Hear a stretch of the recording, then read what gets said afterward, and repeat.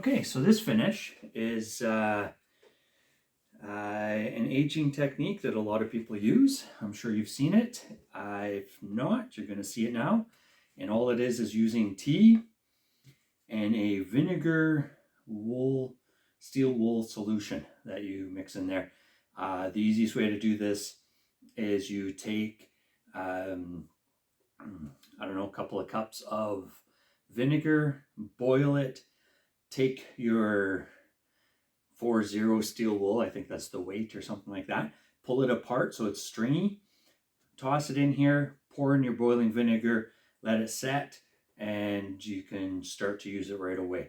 This one here, you can see how dark it is probably 2 weeks, 3 weeks old. Anyway, what I'm going to do is I'm going to do tea on 3 of these so that you see a tea only, a vinegar metal only, and then a tea and vinegar, and then a tea vinegar tea to see the difference in darknesses. I generally only use these two, which will be tea and vinegar and tea vinegar tea, but this way here you get to see what it all looks like. All right, so let's just put some tea. And all the tea does, especially for spruce, or pine, I'm guessing this is pine, it's just from a big box store, hardware store, whatever.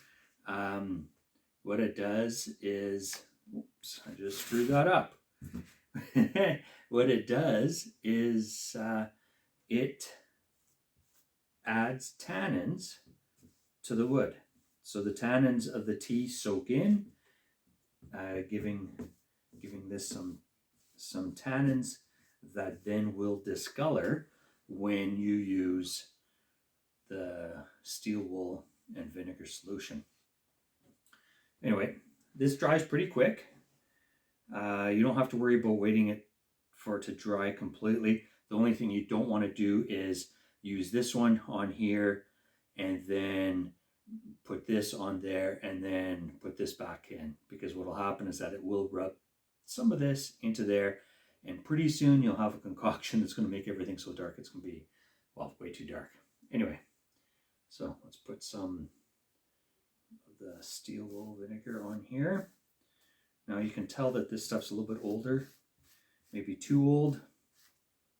It is discoloring the wood pretty good right now.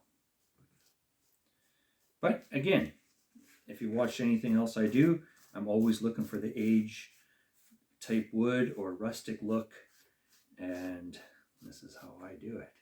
So as in some of the other videos, you've probably seen me use a wood chisel and hit it, and that to me gives it a little bit more of barnyard type look, right? So anyway, this looks pretty dry, so I'm going to put some on each one of these.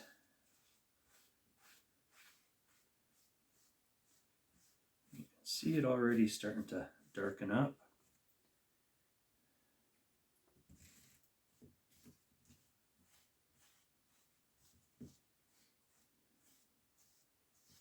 It does darken up pretty fast. So let's give that a few minutes to dry, and then I'll put the tea on the last one and we'll be able to see it.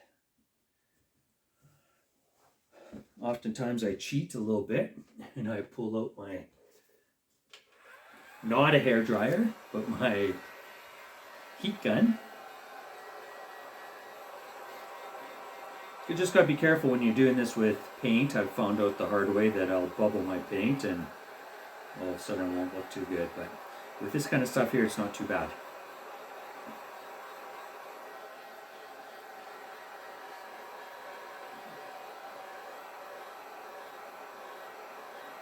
Now, none of these have been sanded, and these are just strictly 2x4s.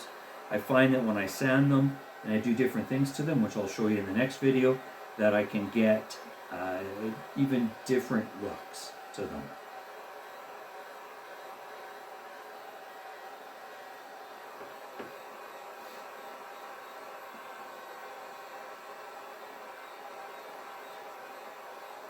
I'm fairly new to this, so If you take a look and see how many people have subscribed, there probably isn't too many. Might even be just the one, and that was me.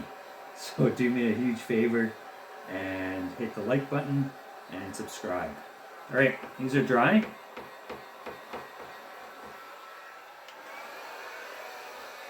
Dry and noisy. So I'll put tea on this last one.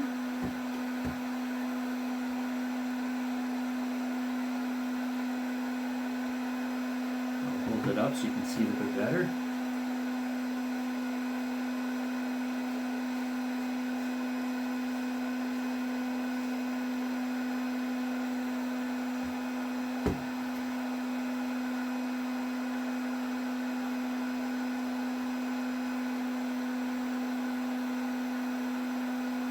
Now, if I was to put this back into the tea, then I would contaminate it with the vinegar. And if I wanted just a light brown stain like that compared to the white, I would not be able to get it with that batch of tea anymore. But tea is cheap, right? So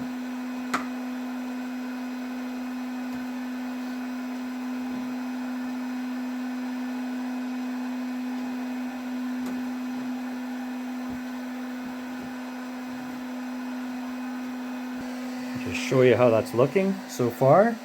There's just the tea. Now if we compare that to just the board, I think I have one kicking around here.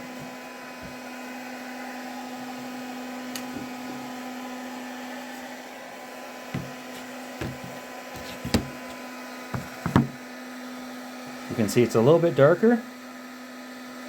And then we go here, and that's just the vinegar and steel wool. And then we go further. There's the vinegar, steel wool with a tea base.